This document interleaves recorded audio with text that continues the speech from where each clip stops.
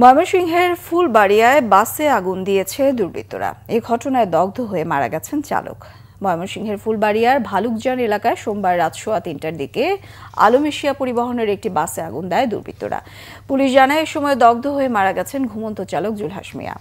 কার্যক্রম নিষিদ্ধ আওয়ামী লীগের নেতাকর্মীরা বাসটিতে আগুন দিয়েছে বলে প্রাথমিকভাবে ধারণা করছে পুলিশ। লাশ উদ্ধার করে থানায় নেওয়া হয়েছে। জড়িতদের গ্রেফতারে অভিযান চলছে।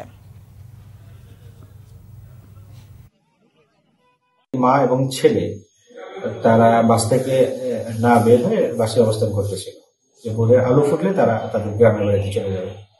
3:15টার সময় অজ্ঞাতনামা দুষ্কৃতকারী 3জন অজ্ঞাতনামার কথা আমরা শুনেছি যে বাসের নিচের অংশে এবং সামনের অংশে ভিতরের অংশে দ্রুত আগুন দিয়ে চলে যায়।